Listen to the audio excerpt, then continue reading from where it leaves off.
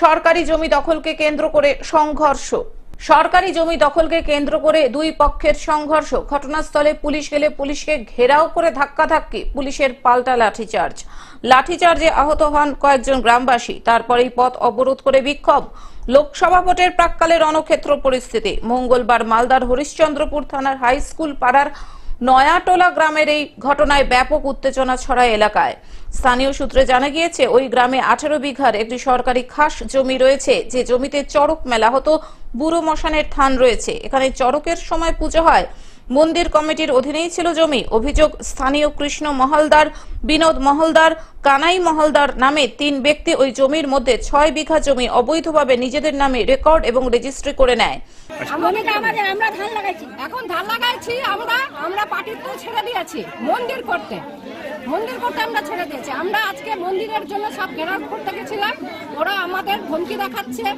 ওরা কারা? কৃষ্ণ। আচ্ছা, গ্রামবাসীরা দিন সকালে যখন চাষ করতে যায়, সেই সময় কৃষ্ণ মহলদাররা বাধা দান করে। তারপরে বিবাদের সূত্রপাত। ঘটনাস্থলে হরিশ্চন্দ্রপুর থানার পুলিশ পৌঁছলে পুলিশকে ঘেরাও করে রাখে গ্রামের মানুষ। শুরু হয় ধাক্কাধাক্কি। পুলিশকেও ঘেরাও করে রেখেছিল। আমরা আসলাম, এসে সমস্ত গ্রামবাসীকে সরালাম। দুই পক্ষকে বললাম যে আপনারা নিজেদের অভিযোগ দেন, অভিযোগ দিলে পরে তদন্ত করে হবে। গোটা ঘটনাটাই ল্যান্ড ওরিয়েন্টেড, সুতরাং আমরা সিভিল সাইড করে আমরা দেখতে যাই। আইসি মনোজিৎ সরকার ঘটনাস্থলে গিয়ে গ্রামবাসীদের সঙ্গে কথা বলে পরিস্থিতি নিয়ন্ত্রণে আনেন।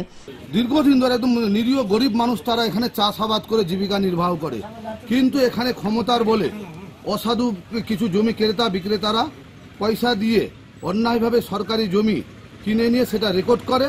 তারপরে গ্রামবাসীর তরফ থেকে মাঠ পিটিশন দেওয়া হলে তার রেকর্ডও খারিজ হয়ে যায়। আজকে তারা গায়ের জোরে জমিতে চাষাবাদ করতে গেলে গ্রামবাসীরা বাধা দিলে তাদের উপরই আবার চড়া হয়ে গ্রামবাসীকে মারধর করে। ভূমি ও ভূমি সংস্কার আধিকারিক ভিক্টর সাহা জানান, নিয়ম অনুযায়ী ওই জমি পুনরুদ্ধার করা হবে। অভিযোগ পেয়েছি, শুনেছি ঝামেলাও হয়েছে। ব্যাপারটা নিয়ে আমরা আমাদের রেকর্ড সব আমরা চেকও করেছি অভিযোগের ভিত্তিতে, এবং ল্যান্ডটা ভেস্ট ল্যান্ড। ঠিক আছে, আমরা পরবর্তী পদক্ষেপ খুব তাড়াতাড়ি নিচ্ছি, আজকেই প্রসেস শুরু করে দিচ্ছি। মালদা থেকে অভিষেক দাসের রিপোর্ট, গ্লোব নিউজ। এখন থেকে গ্লোব টিভি দেখুন আপনার স্মার্টফোনেও। গুগল প্লে স্টোর অথবা অ্যাপল স্টোর থেকে ডাউনলোড করুন গ্লোব টিভি লাইভ অ্যাপ। এছাড়াও জিও টিভি অ্যাপ থেকেও দেখুন গ্লোব টিভি লাইভ।